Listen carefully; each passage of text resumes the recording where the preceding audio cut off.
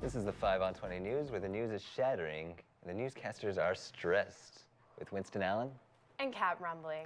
Coming to you live from our studio in downtown Tucson. First, the local headlines. The Loft Cinema's annual film fest began Wednesday, marking its 7th year presenting the best in independent, foreign, and classic films. The Film Fest is recognizing the celebrated works of established and emerging directors, writers, producers, and actors. The Loft Film Fest is remarkably the only American festival member of the International Confederation of Art Houses.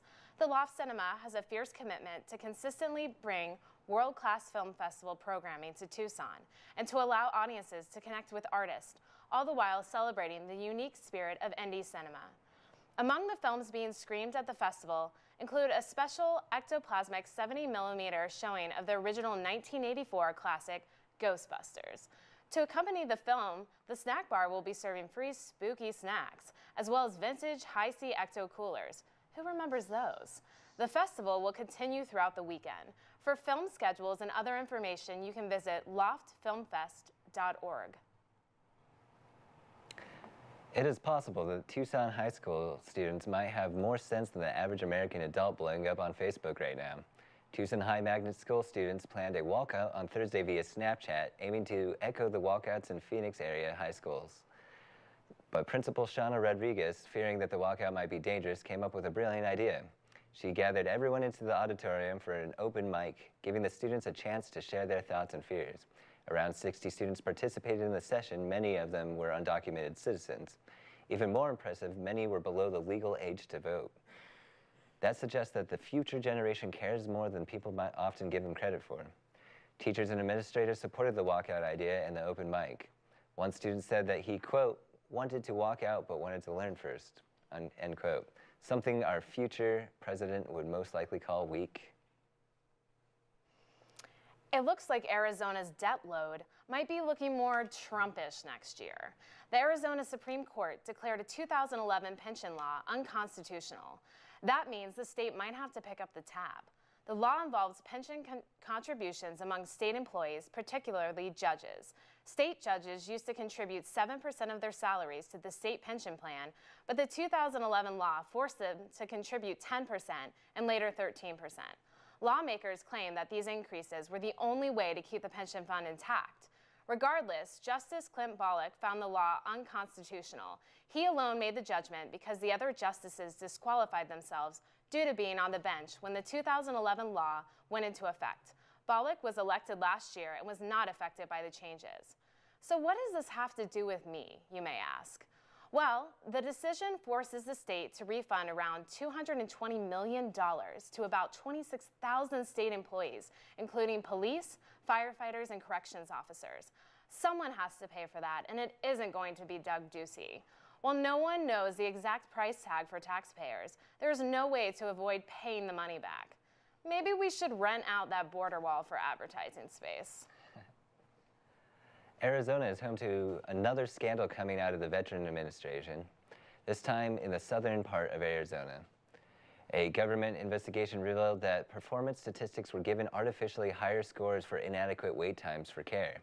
One clinic manipulated information by neglecting to vote or note when appointments were rescheduled. The clinics made it look like the patient received the first choice of appointment, which resulted in a higher score. The report also found that the employees were ordered to carry out these manipulations by administrators. Jennifer Gutowski, acting director for the Southern Arizona VA, said that the practices were in place for at least 8 years. No one seems to know where the practice originated, but Carlin Accounting has been singled out as a possible suspect. And Tucson did honor the service of current military personnel and veterans today with the 97th Annual Veterans Day Parade throughout downtown. This year's theme is Remembering Pearl Harbor, as the 75th anniversary of that attack is next month. Maurice A. Stork is this year's Grand Marshal. Corporal Stork survived the Japanese attack on Pearl Harbor on December 7, 1941. He served in the Army from 1936 to 1946. American Legion Post No. 7 hosted the event and featured a flyover with the Arizona Air National Guard's 162nd Wing. This year's parade featured over 117 entries, including floats, marching bands, car clubs, and a variety of military organizations. And now the national and international news. Leonard Cohen, the poet and gravelly-voiced singer-songwriter, died at age 82 yesterday. Cohen's dark, brooding lyrics influenced a generation of songwriters, including Nick Cave and Kurt Cobain, who name-checked Cohen in the Nirvana song Penny Royalty. Cohen was born in Quebec, Canada, and began his writing career while living in the small Greek island of Hydra, where he published his first books of poetry and fiction.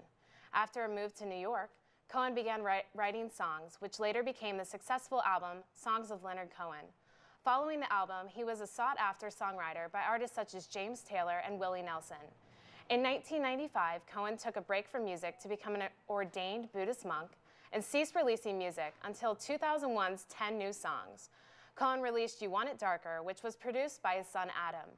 Over the past few years, severe back pain hobbled Cohen's attempts at touring. An exact cause of death has not been revealed. In recent years, pop culture revived its interest in the singer-songwriter. His 1979 Hallelujah was used in countless Hollywood blockbusters as a cheap way to writing emotion out of a scene. You could say that Leonard Cohen began spinning in his grave when he saw his name under Smash Mouth on the Shrek soundtrack. Rest in peace, Leonard Cohen. Here is a clip of Cohen performing the song The Partisan live on French TV in 1970. Je dédicace cette chanson aux 4 étudiants assassinés par la garde.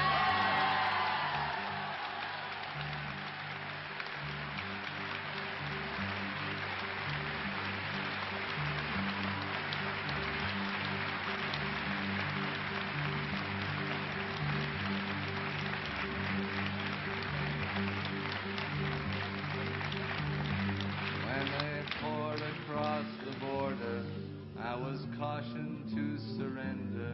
This I could not do. I took my gun and vanished.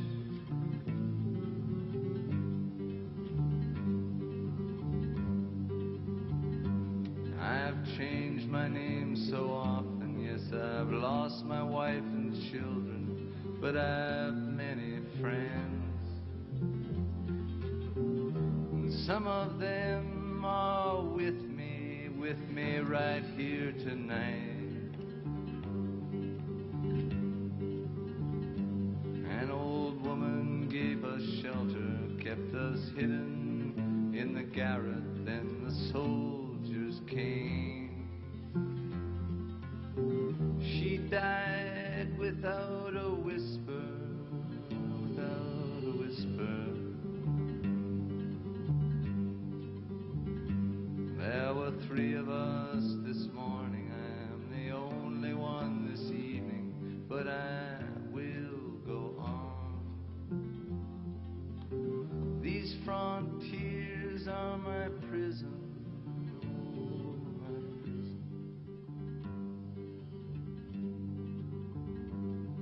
The wind is blowing through these graves, the wind is blowing, freedom soon will come. Wow, that was out of this world. And in apocalyptic space news, experts report Earth-threatening storms occur about every 100 years, and we are well overdue. The last catastrophic solar system hit in 1859, causing power to fail across Europe and North America. Adding further credibility to researchers' findings on the matter, President Obama released an executive order last month called Coordinating Efforts to Prepare the Nation for Space Weather Events. That order discusses courses of action in dealing with space weather events, which refers to solar flares, solar energetic particles, and geometric disturbances that show measurable effects on critical infrastructure systems and technologies. Based on geometric storm measurements and data from the magnetic materials beneath the Earth, a first-ever map was built that reveals the U.S. states at risk of being hit by the next severe storm. That's bad news for Minnesota, which is estimated to be at particularly high risk of bombardment from deadly solar materials. Officials warned that a massive electromagnetic pulse from a solar flare could cause $2.6 trillion in damage across the globe and bring an end to the modern civilization as we know it. Trump's presidency seems to be even pissing off the gods. I guess we were so focused on Donald Trump's misogyny, racism, terrifying policy proposals, and general lack of humanity that we didn't even think about the problem with his business interests. With over 500 businesses made up of real estate, branding, and other subsidiaries, Trump has more businesses than any president in American history. This can create potentially serious conflict of interest issues, especially involving his real estate deals. One example is the new Trump Hotel that opened on Pennsylvania Avenue, which replaced a federal post office building. Trump had to negotiate land rights with the General Services Administration, a federal agency which Trump now runs. Normally, presidents put their private businesses in the hands of a trust, which may be run by relatives or business partners when the presidential term begins. Once again, spitting in the face of decency, Trump has refused to divest himself from the Trump Organization, the umbrella group that maintains his business empire. Rather, Trump says that he will hand over the business to his children, presumably taking back control when his 4-year term is up, because it will only be 4 years, right? This situation presents a huge problem as it looks like Trump will use his children as placeholders, allowing him easy access to influence decision-making. Perhaps he got this trick from Vladimir Putin, who rigged an election to get Dmitry Medvedev into the presidency to warm the seat before Putin's return. Trump promises that he won't influence his children's decisions. But remember, this is the guy that also promised to build a wall along Mexico to ban Muslims and promised that he had a tremendous steak business. So it wouldn't be a mistake to think that Donald Trump's promises will only bring confusion and an upset stomach. Maybe Putin gave Trump that idea while on the campaign trail. A top Russian diplomat claims that Russians were in contact with the Trumps throughout the campaign. The diplomat Dmitry Peskov described these exchanges as quite normal. Normal? Just like making it illegal to talk about homosexuality, having a Bond villain as a president, and participating in the Bubble Baba Challenge, where Russians ride sex dolls down the Vuska River.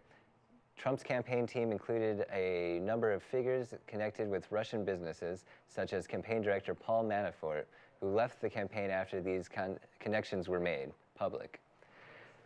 The Trump campaign has denied statements by the Russians, claiming that they made no contact with any Russian officials. They then whispered into their cufflinks and said they had business to attend to. This was Winston Allen And Kat Brumley for 5 on 20 News. Next up, Phil Gordon shares his take. Today, rather than doing an autopsy on the surprising results of the presidential election, I'd like to focus on one piece of great election news.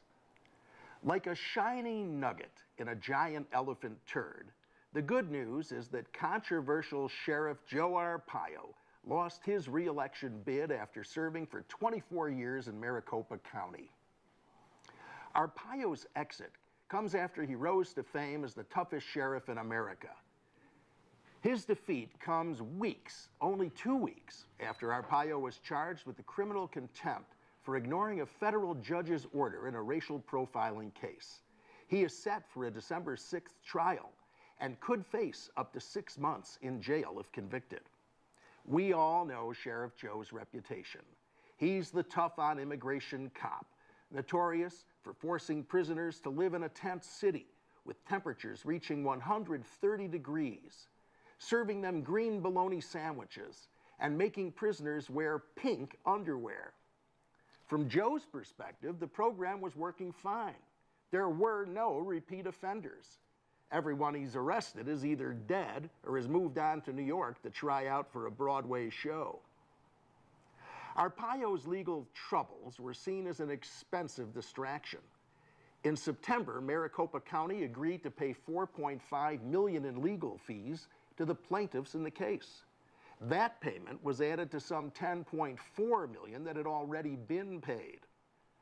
Arpaio's political invincibility ended Tuesday when little-known retired Phoenix Police Sergeant Paul Penzone unseated him. It marked a stunning fall for a lawman whose reputation as an immigration enforcer made him wildly popular among conservatives nationwide. Arpaio attached himself to Donald Trump's campaign last year as the head of a volunteer posse investigating President Obama's birth certificate. Sheriff Joe spoke at the Republican convention and became a regular on the campaign trail. Arpaio felt right at home at the Trump rallies, where things often got out of control with fighting, punching, people running in all directions. Kind of like when Sheriff Joe and his men show up at a quinceañera. So now, we say goodbye to Joe after 23 years of abusing constitutional rights, court orders, and common decency. Maricopa County Sheriff Joe Arpaio will no longer be an embarrassment to the U.S. criminal justice system. Arpaio, who has cruised to re-election in past contests, was dragged down by a flood of out-of-state money and a well-organized campaign to get out the Latino vote. This election also provided more evidence that Arizona voters care little about immigration. Exit polls showed that only about 1 in 10 voters named immigration as the most important issue, and 3/4 said they supported a path to legal status for immigrants. Now, if only we can get rid of that bigger elephant turd. That's my take. I'm Phil Gordon.